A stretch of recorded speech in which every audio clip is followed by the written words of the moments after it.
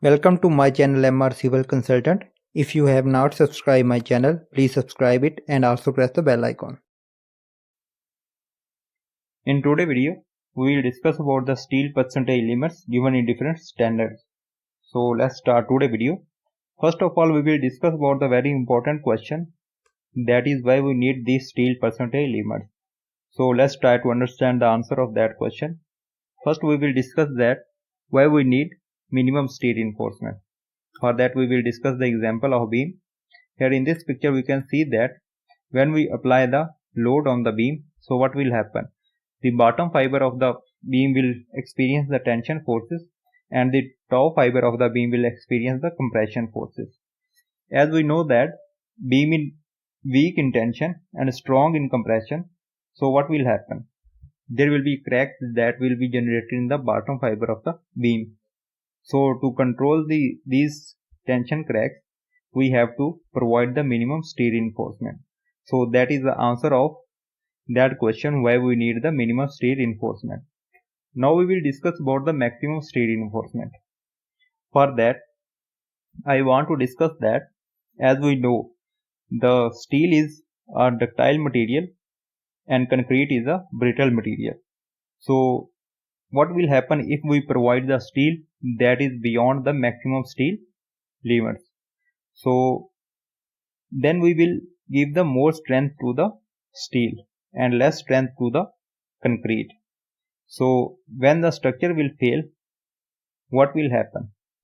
The weak material will fail first, and as we discussed that, we have give the less strength to the concrete. So concrete will fail first.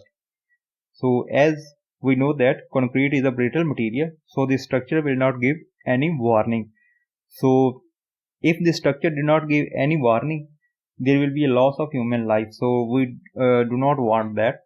For that, we do not provide the steel that is beyond the maximum steel percentage limits. Here in this picture, we can see that the structure did not give any warning before failure. The other aspect is the congested steel. If we provide the steel that is beyond the maximum steel limit, so what will happen?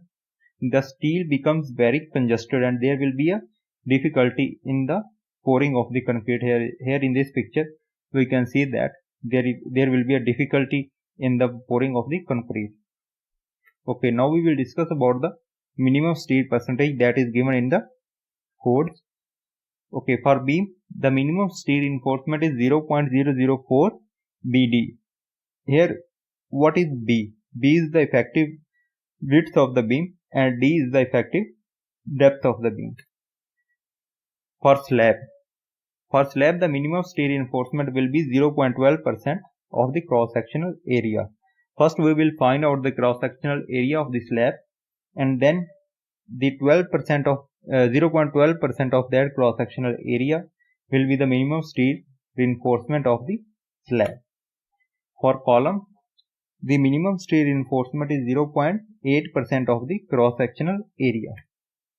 Okay, now we will discuss about the maximum steel reinforcement that are given in the code.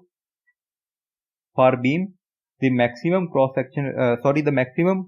reinforcement is 4% of the cross-sectional area, and for slab, the maximum steel reinforcement is 4% of the cross-sectional area, and for column, the maximum steel reinforcement is 6% of the cross-sectional area. For all these, first we will find out the cross-sectional area of the members, and then we will multiply the maximum steel percentage.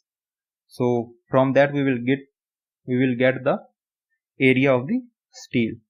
So that is all about today's video. Thank you for watching.